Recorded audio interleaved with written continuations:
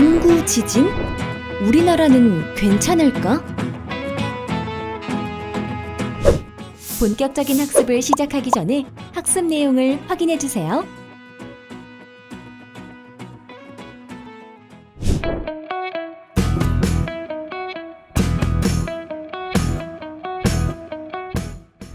인구 절벽, 생산 가능 인구, 즉 경제활동을 할 수 있는 연령대인 15세에서 64세의 인구 비율이 급속도로 줄어드는 현상을 말합니다. 인구가 사라지는 시대의 위기. 영국의 작가이자 인구학자인 폴 윌리스는 급격한 인구 고령화는 자연재앙인 지진보다도 더 강력하며 파괴력이 훨씬 크다라는 표현으로 처음 인구 지진이라는 단어를 사용했습니다. 인구 데스크로스는 출생자 수보다 사망자 수가 많아지며 인구가 자연 감소하는 현상을 일컬어 부릅니다. 인구 감소요? 아직 영향이 별로 없는 것 같아요. 잘 모르겠어요. 출산율이 줄었다고는 언론에서 많이 들었지만 당장 피부로 와닿지 않아서요. 주변에도 그렇고 다들 결혼에 대해 깊게 생각해보진 않는 것 같아요. 저출산 고령화 정책도 문제점도 많고 아직 갈 길이 먼 것 같아요. 2019년부터는 사망자가 출생아보다 많아지는 자연 감소가 시작되었습니다. 이렇게 2020년 대한민국 사상 첫 데스크로스가 발생하였고 50년 후 생산 가능 인구 비율이 73.2%에서 45.4%까지 감소하는 인구 지진, 인구 감소의 현실을 마주하게 되었습니다. 50년 후 OECD 국가 중 가장 늙은 국가 대한민국. 사실상 우리에게 시작된 인구 재앙. 인구 재앙을 불러일으킨 다양한 원인들과 그 이유는 무엇일까요? 가장 큰 이유는 바로 심각한 저출산 문제입니다. 2020년 기준 대한민국은 경제협력개발기구인 OECD에 가입된 37개 회원국 중에서도 가장 낮은 합계 출산율 0.84명을 기록했으며 이는 여성이 가임 기간 동안 아이를 한 명도 낳지 않는다는 의미이기도 합니다. OECD 회원국에서 출산율 최하위 국가이며 2019년 합계 출산율 0.98명보다도 0.14명 감소하였습니다. 이는 1년 사이 출생 인구가 전년 대비 10%인 3만 300명이 더 감소한 결과이기도 합니다. 점점 아이를 낳지 않는다는 거죠. 이와 함께 역대 최저 출생과 역대 최다의 사망은 현실화되어 가고 있습니다. 우리나라의 인구 중 고령 인구는 매년 가파르게 상승하고 있고 이에 따라 노년 인구 사망자 수도 크게 증가한 반면 아이를 낳는 경우는 점점 줄어들어 출산율과 신생아 수는 가파르게 하락하고 있는 실정입니다. 또한 인구 감소의 원인으로 젊은 층의 결혼에 대한 인식과 태도의 변화가 있습니다. 최근 청소년의 결혼에 대한 인식 변화 설문조사 결과에 따르면 전체 설문조사 응답자 중 59.9%가 결혼은 필수가 아닌 선택이라고 응답하였습니다. 이미 20대, 30대는 물론 10대에까지 결혼에 대한 인식 변화가 이루어지고 있는 것이죠. 결혼요? 아직 먼 일에 이르겠지만 성인이 되었을 때 제가 원하지 않으면 하지 않아도 된다고 생각해요. 언젠간 할 거라고 생각하지만 반드시 해야 한다고 생각하진 않아요. 저희 부모님도 저희 세대 때에는 더 살기 힘들 거라고 저한테 결혼은 필수가 아니야 라고 하시던데요. 잘 모르겠어요. 아직 깊게 생각해보진 않아서요. 결혼을 한다고 해도 아이를 가질 필요는 없다고 생각해요. 그런데 저도 결혼을 하고 나면 새로운 생명을 갖고 싶을지도 모르겠어요. 저희 이모는 결혼하고 나셔서 시간이 좀 지나셨는데도 아직 아이 생각이 없다고 하시더라고요. 이모랑 이모부 두 분이서 여행도 다니시고 운동도 같이 하시며 즐겁게 사는 모습을 보니 저도 꼭 아이를 갖지 않아도 된다고 생각은 해요. 아이는 꼭 낳아야 한다고 생각하진 않지만 그렇게 되면은 저희 같은 어린이들이 없어지지 않을까요? 저희 부모님들도 힘들게 저를 낳고 길러주시는데 저는 안 낳는다고 하면은 좀 이기적인 것 같고 그래서 아마도 나을 것 같아요. 네. 가족이 이 세상에서 제일 소중해요. 싸울 때도 있고 다툴 때도 있지만 없어서 안 될 존재 같아요. 필요한 것 같긴 해요. 부모님이 계시니 저랑 동생도 이렇게 태어나서 살아가고 있기도 하고 가끔 동생이랑 놀아주는 게 귀찮긴 해도 동생이 없으면 허전할 것 같아요. 네, 필요한 것 같아요. 제가 아플 때마다 저희 엄마께서 죽도 끓여주시고 병원도 데려다 주시는데 저도 엄마가 아프시거나 제가 필요하다면 제가 힘이 되어드리고 싶어요. 각자 바쁘더라도 모두가 함께 할 수 있는 시간을 가질 수 있도록 노력해야 해요. 수업 시간에도 배웠지만 가족을 유지하려면 아무리 바쁘더라도 모두가 함께 할 수 있는 시간을 정하고 산책, 운동, 보드게임 같은 활동도 정해서 다 같이 시간을 보낼 수 있도록 해야 해요. 집안일을 모두가 분담해서 해야 해요. 저희 집은 엄마 아빠 두 분 다 일하시는데 아빠보다는 엄마가 주로 저희를 돌봐주시고 대부분의 집안일을 엄마가 다 하세요. 제가 엄마를 도와드리기는 하는데 좀 부족해요. 아빠도 조금만 더 저희랑 같이 놀아주시고 집안일도 같이 하시면 엄마의 힘듦이 덜어져서 더 행복한 가정이 만들어질 것 같아요. 대화를 주고받는 거예요.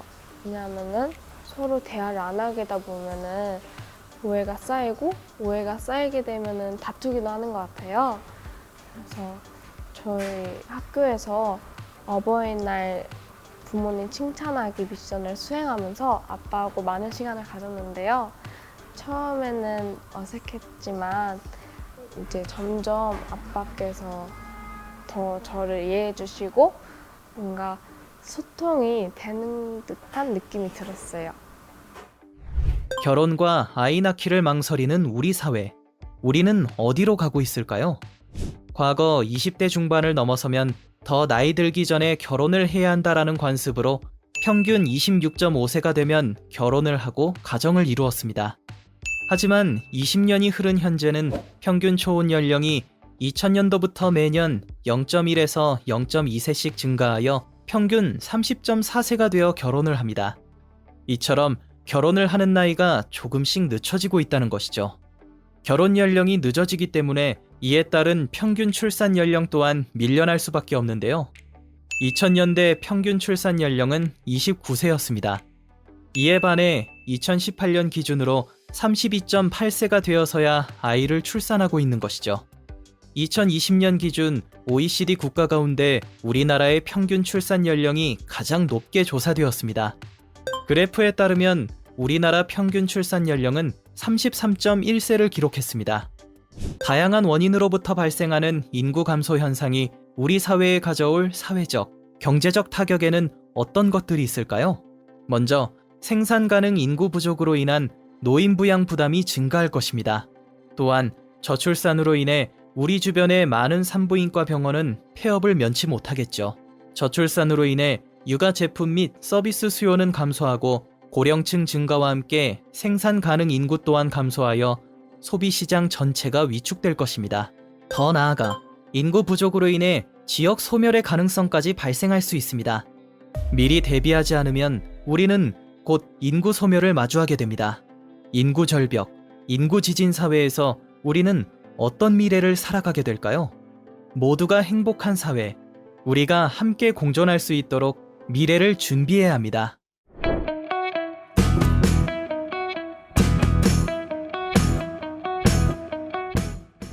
친구들 안녕? 앞에 영상 모두 잘 이해했니? 인구 절벽을 넘어 인구 지진이 온다니 정말 큰일이야. 저출산과 고령이 우리나라의 큰 문제죠. 인구 구조의 변화 모습이라고 하는데 인구가 감소하고 있는 우리 사회에 대해서 조금 더 이해하기 쉽게 알아보도록 하자. 현재 우리나라에는 5,100만 명이 넘는 사람이 살고 있다고 해.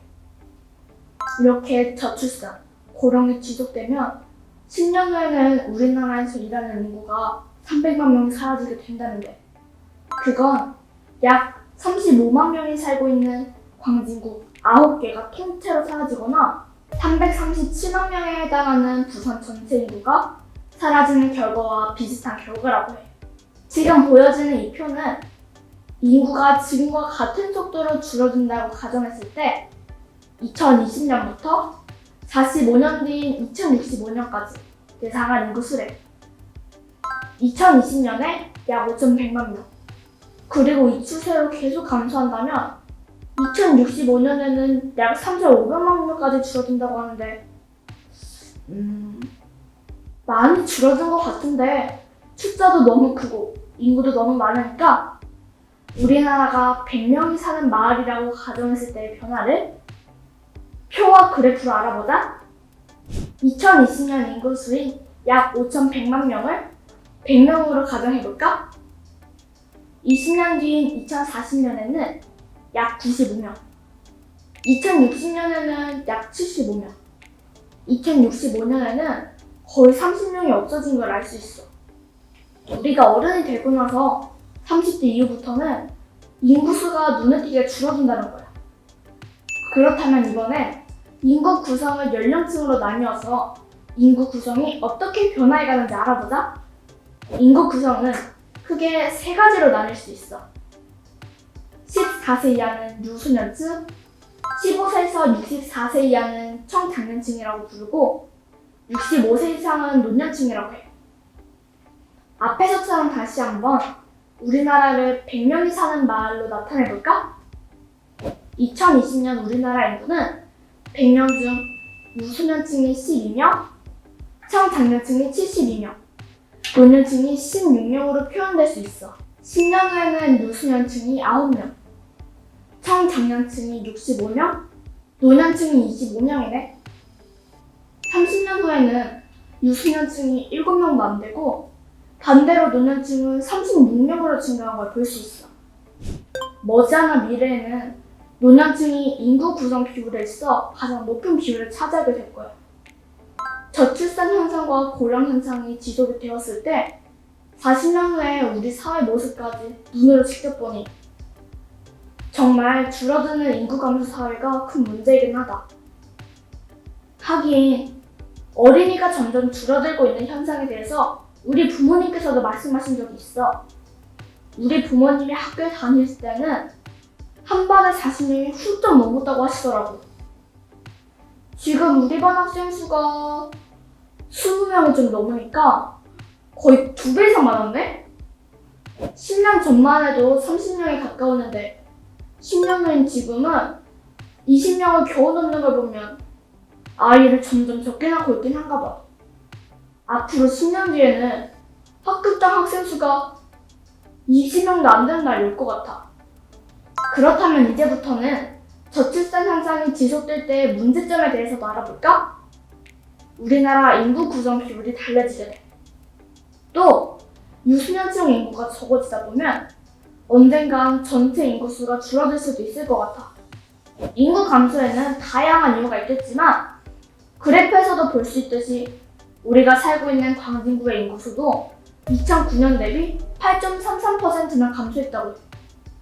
이렇게 인구가 감소하는 현상을 바로 우리가 살고 있는 곳에서도 느낄 수 있다니 참 심각한 문제야. 그리고 이렇게 유소년층 인구가 적어지면서 상대적으로 노년층 인구 비율이 높아져 우리나라 경제에도 문제가 생길 수 있을 것 같아.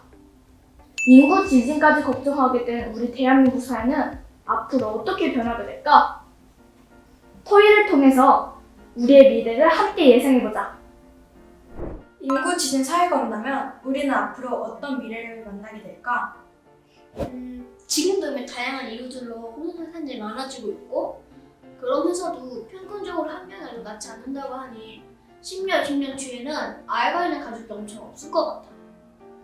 맞아. 그렇게 되면 우리가 지금 자주 가는 키즈카페나 놀이터처럼 우리들을 위한 공간도 점점 사라지게 될 거야. 나중에 사회책에는 놀이터에서 아이들이 미끄럼틀 타고 있는 모습이 우리 역사의 한 페이지로 실리가 될 수도 있을 것 같아.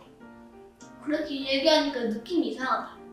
어떤 모습이든 지금 우리가 흔히 부르는 가족이라는 단어가 10년 뒤에는 다리가 불리거나 없어질 수도 있겠어. 또 동생이나 가족이 거의 없을 것 같아. 그러게 나는 초등학교 선생님이 꿈인데 나중에는 초등학생 아이들이 거의 없거나 적어서 초등학교 선생님이라는 직업이 사라질 수 있겠다는 생각이 들어. 어린 아이들을 키우거나 아이들을 대상으로 하는 직업이 점점 줄어들거나 사라질 수도 있을 것 같아. 자기는 저출산 현상으로 인해 벌어지게 될 사회 현상들로는 어떤 것들이 있을까? 저출산으로 인해 어린이가 줄어들면 일단 먼저 지금보다 학급 학생 수가 더 줄어들게 될 테고 학교와 같은 교육기관들도 점점 없어지게 될 거야. 그러게 지금도 시골처럼 어린이들이 많이 부족한 지역에서는 학교 문을 닫는데 친구들과 같이 공부하는 학교라는 곳이 점점 줄어들다가 결국에는 사라져 버릴 수도 있을 것 같아. 우리가 공부하는 학교가 없어진다니 우리는 나중에 어른이 되어서 취업할 수 있는 학교도 없어지겠네. 그거 참 슬픈 일이다. 또 아이들이 줄어들면 결국 생산가는 인구가 줄어들게 된대. 그렇게 되면 회사 일하는 사람이 좀 부족해질 테니까 회사 사용이 어려워지게 되고 결국은 우리나라 경제 발전에 안 좋은 영향을 미친다고 해. 맞아, 지금은 일자리가 부족해서 취업이 어렵다는 기사를 종종 본 적이 있어. 그런데 아이를 낳지 않다 보면 미래에는 생산 가능 인구가 줄어들게 될 거야. 그러면 많은 회사들이 사람을 필요로 하는 날이 올 것 같아. 그럼 인구가 감소해서 어린이들보다 노인 인구가 더 많아지게 되는 때가 오면 어떤 일이 일어날까? 우리가 타고 다니는 지하철, 버스 등 대중교통에 있는 노화자석이 의미가 없을 것 같아. 우리가 어른이었을 때 어르신들이 일반들이 더 많이 앉아 계시지 않을까? 그러게, 또 고령사회의 영향으로 생산 가능 인구가 줄어들다 보면 우리나라 경제에도 안 좋은 영향이 있을 거고 경제활동 인구를 늘리기 위해 한 사람이 직장에서 근무하다 퇴직하게 되는 연령도 높아질 것 같아. 맞아, 한 사람이 경제활동에서 손을 떼는 나이가 점점 늦어질 것 같아. 그리고 또 의료기술이 발달해서 생명을 늘리고 사람이 더 오래 살기 위한 연구들이 행해지고 있잖아. 우리는 아마 2가지 이상의 직업을 가져야 할지도 몰라. 2-3가지 직업을 가지는 것뿐만 아니라 노인 인구의 증가로 인한 새로운 직업이 생길 수 있을 것 같아. 베이비시터처럼 실버시터가 생길 수도 있을 것 같고 간병인, 사회복지사, 직업설계사 같은 직업들이 훨씬 많아지겠다. 지금 우리가 사는 사회도 계속 변화하면서 여러 직업들이 사라지고 새로 생겨나는 것처럼 미래에도 그렇게 되지 않을까? 그리고 우리 부모님이 얘기해 주신 건데 앞으로 우리 세대 때에는 노년층을 부양하는 부양비 부담이 증가할 거라는 말씀을 하신 적이 있어. 그 말이 바로 노년이 되어 부양받을 사람이 부양할 사람보다 더 많아진다는 뜻이래. 맞아. 지금 우리 할머니가 받으시는 다양한 혜택들이 있는데 이것들이 우리 사회에서 충당된다고 해. 사회적으로 노인 부양비도 부담도 증가하게 될 거고 의료비에 대한 부담도 커질 거야.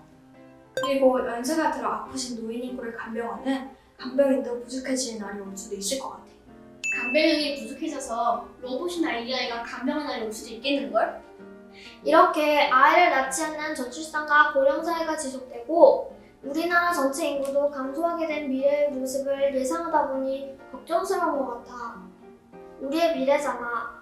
혹시라도 우리나라 인구가 줄어들어서 나중에 정말 없어지게 되면 결국에는 우리나라가 없어지는 것이기 때문에 인구는 정말 중요하다고 생각해. 이렇게 인구가 감소하고 인구 지진으로 인해 발생하는 여러 문제를 해결하기 위해 우리나라는 어떤 노력을 해야 할까?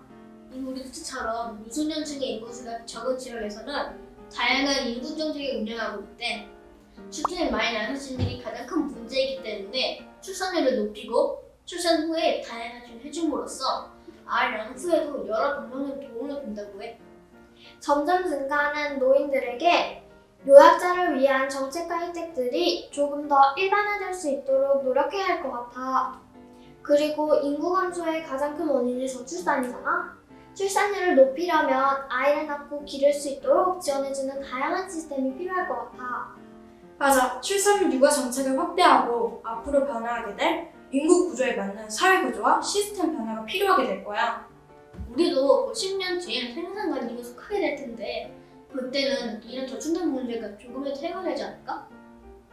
어른들과 사회가 인구 지진으로부터 벗어나기 위해 노력하고 있으니 그렇게 되지 않을까? 어른들 말씀으론 정말 사회가 급속도로 변하고 있대. 전국적으로 3집 중 1집은 혼자서 살 만큼 1인 가구의 비율도 점점 높아지고 있다더라고. 그러게 혼자 사시는 우리 이모께서는 결혼해서 가족을 꾸리시는 것보다는 사회적으로 성취감을 느끼고 이모 본인의 삶을 즐길 수 있어서 좋으시대. 이모의 모습이 멋져 보이기도 하고 나도 언젠간 이모 나이가 되었을 때 사회가 어떻게 변했고 어떤 생각을 하며 살아가고 있을지 정말 궁금해. 나도 마찬가지야. 출산율을 높이기 위해서 결혼을 하고 아이를 낳고 싶지는 않았지만 그래도 가족이 있고 가족과 함께 있을 때 가장 즐거워. 나도 엄마처럼 아이를 낳고 기를 수 있는 환경이 된다면 언젠간 결혼을 하게 될 수도 있을 것 같아. 나도 동의해. 모든 대한민국 사람들이 살기 좋은 사회가 됐으면 좋겠어.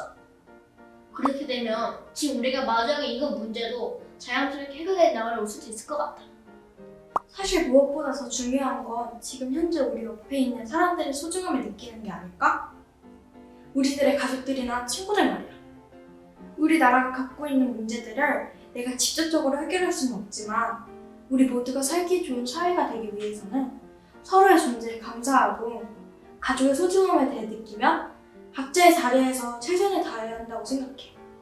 맞아. 이렇게 토의해볼 수 있는 너희들이 있어서 난 참 좋아. 그리고 오늘 우리 부모님께도 나를 낳고 키워주셔서 감사드리고 사랑한다고 말씀드려야겠어. 나도 내 장난감 내 빼는 동생이 가끔 있긴 하지만 오늘만큼은 양말 좀 형이 돼야겠어. 오늘 학습한 내용을 수행 과제를 통해 복습해보세요. 오늘 학습한 내용을 다시 한번 정리해보세요.